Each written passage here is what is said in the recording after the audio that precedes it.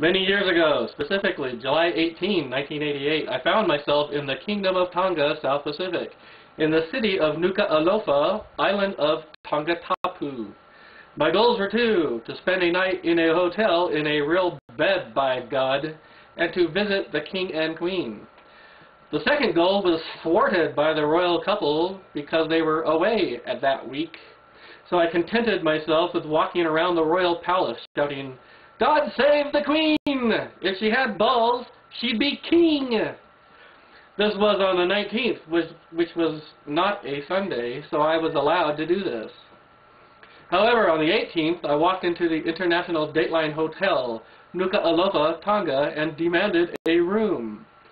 In my hands were a pair of brand new fluorescent blue tennis shoes, which had a blinding neon white rubber sole about 2 inches thick. The hotel's lobby floor was cut and polished stone with an inlaid map of the world in it, which I studied while the room was being located. I was informed that there was a room available, but it was sopping wet due to a busted water pipe, and that I could wait in the saloon for a few hours and perhaps the bed would dry enough to sleep on by evening.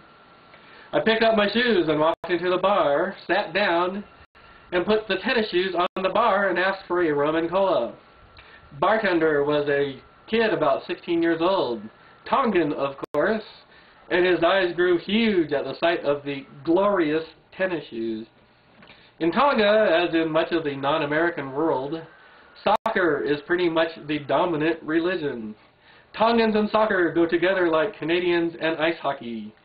So of course, the bartender desperately wanted those shoes, which is of course why I brought them with me. He didn't have any money, neither did I, so he offered to trade a black coral necklace for the shoes. I made a deal with him: keep my bucket of rum and coke filled and he could have the shoes. And he did, by God. The faster I drank, the quicker he was with the booze. He also had the kitchen make for me a grilled goat cheese on sourdough bread sandwich, just so I would get my shoes worth. Hours passed. The booze and goat cheese sandwiches kept coming. And eventually I noticed it was evening and perhaps the room would have dried out enough for me to occupy. Somehow I managed to lever myself onto what passed for my legs at that moment, and I kept my knees locked long enough to stagger into the lobby. Yes, I was told, the room was mostly dry and I could move in for the night. By that time, of course, I was thinking, room? What room? Where the fuck's my boat? Somebody, get me to my boat!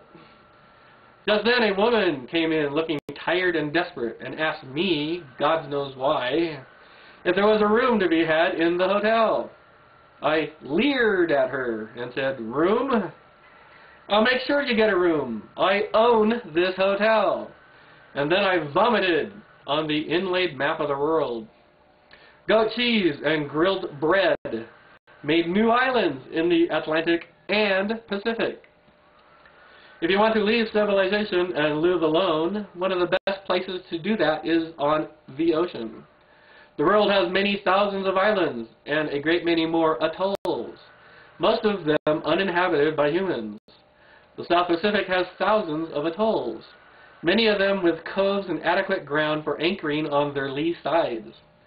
Fish are readily taken with lures, traps, nets, and bait. Crabs, snails, and wild goats are also fairly common among the larger atolls. The Austral Islands, the Tuamotu Islands, the Gambier Islands, the Marquesas, of course, the Pitcairn Islands, the northern group of the Cook Islands, the Ha'apai group of Tonga, the Vava'u group of Tonga, the Tuvalu group, the Lao group of Malaysia, of course the Fiji group, the Solomon Island group, the Vanuatu group. There are a great many to choose from. A well-found sailing vessel can get lost in a lonely archipelago for a decade, moving among the atolls. The same is true of the area inshore between Madagascar and Mozambique, on down to South America, and on to the Cape. God damn it. Many hundreds of islands and atolls, some with fruit and wild goats, litter that route. Stay the fuck out of the Caribbean, of course. The islands are too crowded, and if you are not filthy rich, you will not be welcome. White people have ruined the Caribbean. You will also wish to avoid the South Pacific islands that are within hailing distance of any French island, such as Tahiti, Bora Bora, Raiatea, and the like. The French and Chinese have ruined those places. The Grenadines are also ruined. The Virgin Islands are ruined. I suggest nobody go there ever for any reason. Here we have a picture of two Tongan women who paused long enough to let me take their photographs. Of course, I asked them for permission first. Here we see a typical shore of a typical South Pacific island, covered with coconut palms. Here is a typical anchorage. In this particular anchorage, I anchored the boat inside a lagoon. The lagoon was donut-shaped, and we were protected in 350 degrees with a very small opening that had been dynamited through the coral to let us in. The International Dateline is famous for its lobby floor, which I created a few more islands by throwing up on it. This is a shore atoll that is uninhabited. Here is another Tongan woman hurrying to get someplace. Here is a lonely, uninhabited atoll that stopped at, and I took this person's photograph with her permission, of course. I ran around that atoll in about 15 minutes. Here are three girls from the island of Tongatapu near the harbor. If you wish to stay and live in Tonga, at some lonely atoll or anchored offshore uninhabited island, you may write to the Queen and King and ask for permission.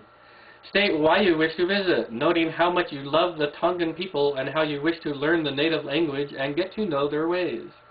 Permission from the King in a letter is worth more than 20 official visas. There are 170 islands in the Tongan group, 36 of which are inhabited, the rest are uninhabited. You must have a way to distill water, no matter what island or atoll you visit.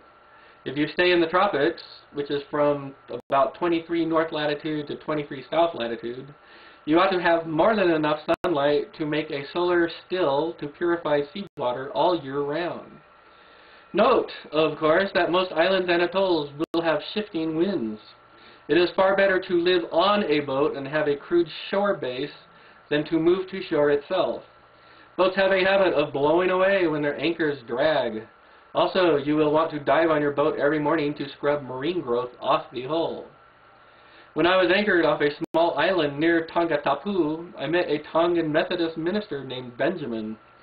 His son used to fish from atoll to atoll, getting around to them by sitting on a floating tree trunk. His legs dangled in the shark-infested waters. If I ever went back there, I would have shipped to Fuamotu Harbor a few canoes or kayaks to then give as gifts to some of the families who live on those remote islands. They certainly could use them, and would also make me welcome wherever I went for as long as I went. I happened to mention to Benjamin that I hated leaving the place. He looked at me with a funny look and asked me why in the world I would leave if I did not want to. I asked him what I would do if I stayed, and he said, with a shrug, that I would go fishing with his son. He thought it odd that I would leave a place I didn't want to leave.